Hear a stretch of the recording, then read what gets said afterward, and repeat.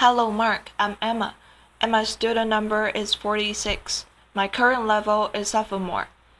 I'm going to read the article from TED by Janine Shepherd. A broken body isn't a broken person. Life is about opportunities, creating them and embracing them. And for me, that was the Olympic dream. That's what defined me. That was my bliss. As a cross-country skier and member of the Australian ski team headed towards the Winter Olympics, I was on a training bike ride with my fellow teammates. As we made our way up towards the spectacular Blue Mountains west of Sydney, it was the perfect autumn day. Sunshine, the smell of eucalyptus, and a dream. Life was good. We'd been on our bikes for around 5.5 hours when we got to the part of the ride that I loved, and that was the hills, because I loved the hills. And I got up off the seat of my bike and I started pumping my legs, and as I sucked in the cold mountain air, I could feel it burning my lungs, and I looked up to see the sun shining in my face. And then everything went black. Where was I? What was happening? My body was consumed by pain. I'd been hit by a speeding utility truck with only 10 minutes to go on a bike ride. I was airlifted from the scene of the accident by a rescue helicopter to a large spinal unit in Sydney. I had extensive and life-threatening injuries. I broke my neck and my back in 6 places. I broke 5 ribs on my left side. I broke my right arm. I broke my collarbone. I broke some bones in my feet.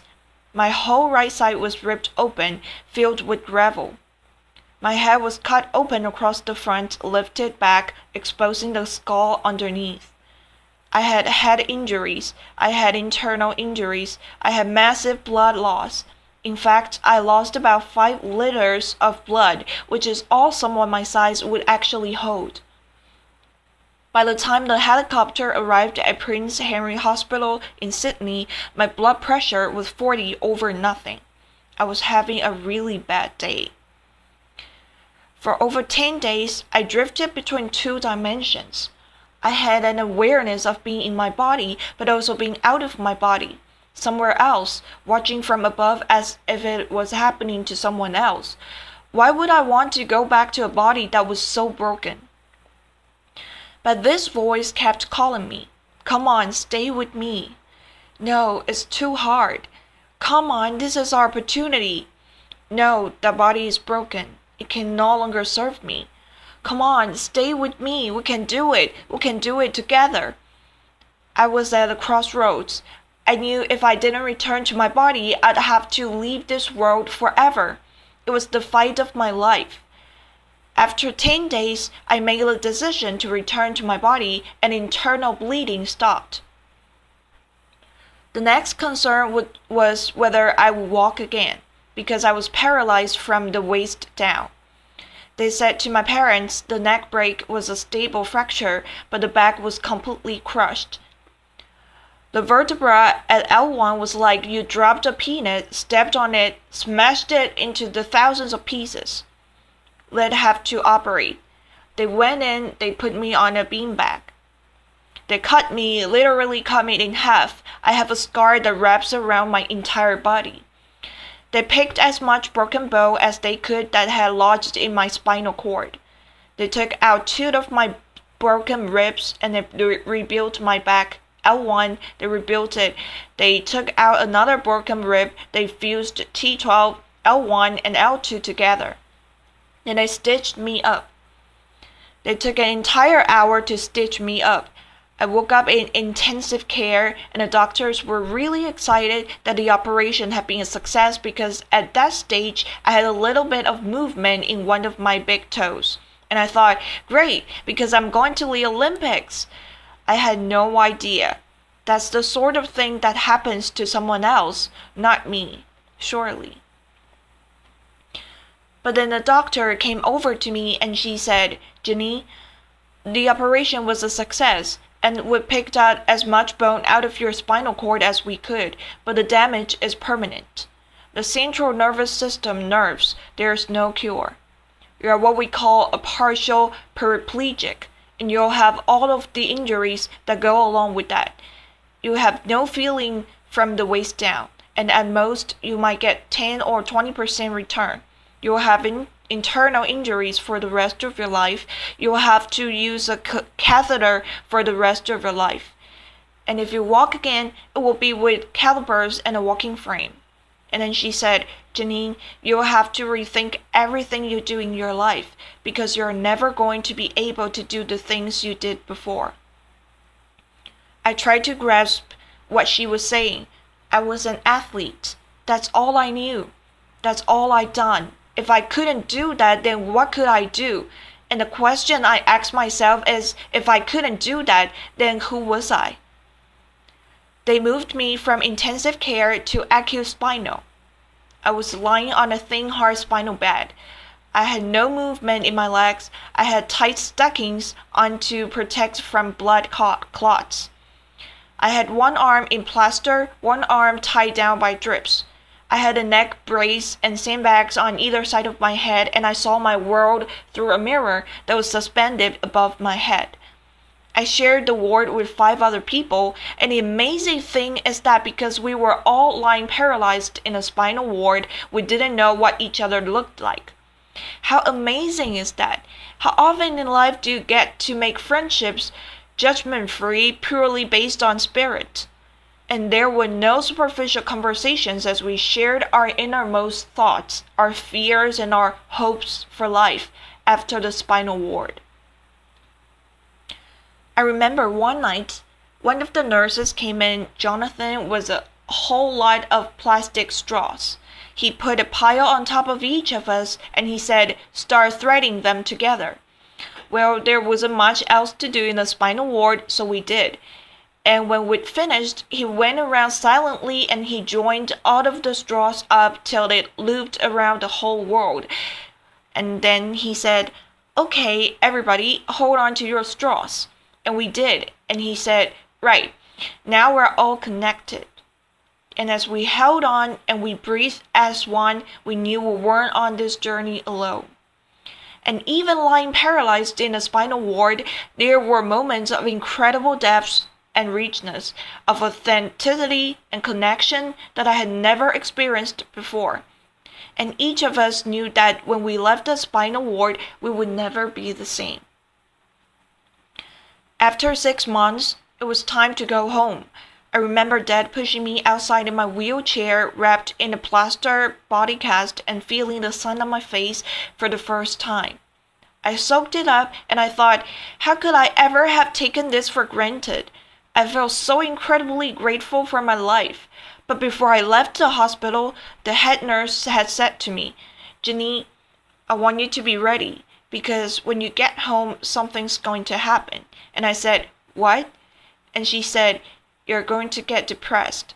And I said, not me, not Janine the machine, which was my nickname. She said, you are, because, see, it happens to everyone. In a spinal ward, that's normal. You're in a wheelchair, that's normal.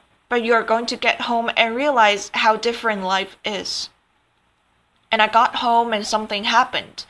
I realized Sister Sam was right. I did get depressed. I was in my wheelchair. I had no feeling from the waist down, attached to a catheter bottle. I couldn't walk. I lost so much weight in the hospital. I now weighed about 80 pounds. And I wanted to give up. All I wanted to do was put my running shoes on and run out the door. I wanted my old life back. I wanted my body back. And I can remember Mom sitting on the end of my bed and saying, I wonder if life will ever be good again. And I thought, how could it? Because I've lost everything that I valued, everything that I worked towards, gone. And the question I asked was, why me? Why me? And I remembered my friends that were still in the spinal ward, particularly Maria. Maria was in a car accident and she woke up on her 16th birthday to the news that she was a complete quadriplegic, had no movement from the neck down, had damage to her vocal cords, and she couldn't talk. They told me, we're going to move you next to her because we think it will be good for her. I was worried. I didn't know how I react to be next to her. I knew it would be challenging, but it was actually a blessing. Because Maria always smiled. She was always happy, and even when she began to talk again, albeit difficult to understand, she never complained, not once. And I wondered, how had she ever found that level of acceptance? And I realized that this wasn't just my life, it was life itself. I realized that this wasn't just my pain, it was everybody's pain. And then I knew, just like before, that I had a choice. I could keep fighting this, or I could let go and accept not only my body but the circumstances of my life. And then I stopped asking, why me? And I started to ask, why not me? And then I thought to myself, maybe being at rock bottom is actually the perfect place to start. I had never before thought of myself as a creative person. I was an athlete. My body was a machine. But now I was about to embark on the most creative project that any of us could ever do, that of rebuilding a life. And even though I had absolutely no idea what I was going to do, in that uncertainty came a sense of freedom. I was no longer tied to a set path. I was free to explore life's infinite possibilities, and that realization was about to change my life. Sitting at home in my wheelchair and my plaster body cast, an airplane flew overhead, and I looked up, and I thought to myself, that's it. If I can't walk, then I might as well fly. I said, Mom, I'm going to learn how to fly. She said, that's nice, dear. I said, pass me the yellow pages. She passed me the phone book. I ran up the flying school. I made a booking. Said I'd like to make a booking to come out for a flight. They said, when do you want to come out? I said, well, I have to get a friend to drive me out because I can't drive, sort of can't walk either. Is that a problem? I made a booking, and weeks later my friend Chris and my mom drove me out to the airport, all 80 pounds of me covered in a plaster body cast in a baggy pair of overalls. I can tell you I did not look like the ideal candidate to get a pilot's license. I'm holding on to the counter because I can't stand. I said, hi, I'm here for a flying lesson, and they took one look and ran out the back to draw short straws. You get her! No, you take her. Finally, this guy comes out. He goes, hi, I'm Andrew. I'm going to take you flying. I go, great. And so they drive me down. They get me out on the tarmac, and there was this red, white, and blue airplane. It was beautiful. They lifted me into the cockpit. They had to slide me up on the wing, put me in the cockpit. They set me down. There are buttons and dials everywhere. I'm going, wow, how do you ever know what all these buttons and dials do? Andrew, the instructor, got in the front, started the airplane up. He said, would you like to have a go at taxi? That's when you use your feet to control the rudder pedals to control the airplane on the ground. I said, no, I can't use my legs. He went, oh. I said, but I can use my hands? And he said, okay. So he got over to the runway and he applied the power. And as we took off down the runway and the wheels lifted up off the tarmac and we became airborne, I had the most incredible sense of freedom. And Andrew said to me as we got over the training area, you see the mountain over there? And I said, yeah. And he said, well, you take the controls and you fly towards that mountain. And as I looked up, I realized that he was pointing towards the blue mountains where the journey had begun. And I took the controls and I was flying. And I was a long, long way from the spinal ward.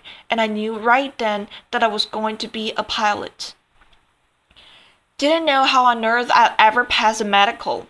But I worry about that later because right now I had a dream. So I went home, I got a training diary out, and I had a plan. And I practiced my walking as much as I could, and I went from the point of 2 people holding me up to 1 person holding me up to the point where I could walk around the furniture as long as it wasn't too far apart.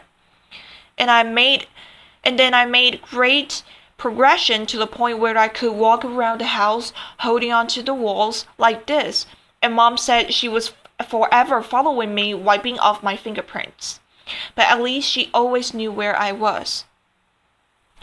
So while the doctors continued to operate and put my body back together again, I went on with my theory study, and amazingly, I passed my pilot's medical, and that was my green light to fly.